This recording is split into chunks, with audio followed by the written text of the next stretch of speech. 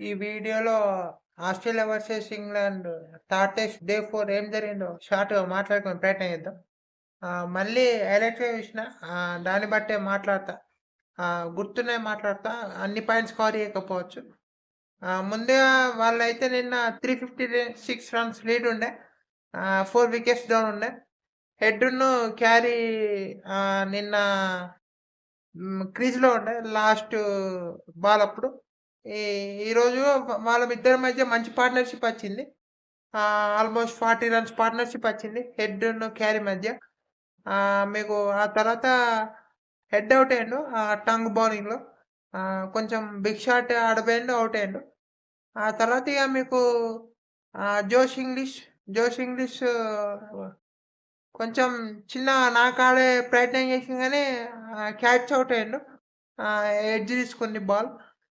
ఇక మీకు ఆ తర్వాత ప్యాట్ కమిన్స్ ఇక మీ మిగిలిన వాళ్ళందరూ నాథన్ లయన్, బోలాండ్, స్టార్క్ వీళ్ళందరూ చిన్న రన్స్ స్కోర్ చేసే ప్రయత్నం చేసినా ఇగ లాస్ట్‌కైతే ఆస్ట్రేలియా 350 రన్స్‌కో 349కి ఆల్ ఔట్ అయింది.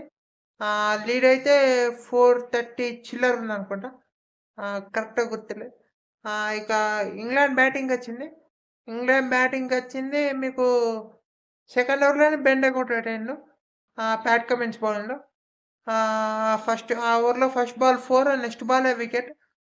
ఆ తర్వాత మీకు నెక్స్ట్ ఓలిపోప్ గూడా కొంచెం సేపు తర్వాత జంపుల్నే ఔట్ అయ్యిండు. ఆ తర్వాత మంచి పార్ట్నర్‌షిప్ వచ్చింది. మీకు రూట్‌ను జాక్ కోహ్లీ మధ్య.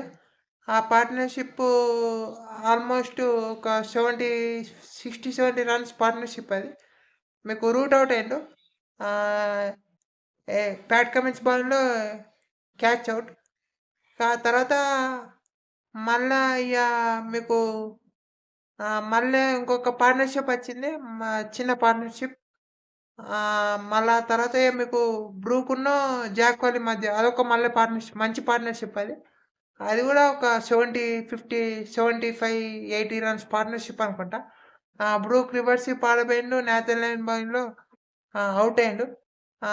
మరి ఆ తర్వాత స్టోక్స్ గూడా నాథన్ లయన్ మంచి బాల్. బాల్ కొంచెం టర్న్ అయితాంది. రేపు ఇంకా టర్న్ అయ్యే అవకాశాలుంటాయి.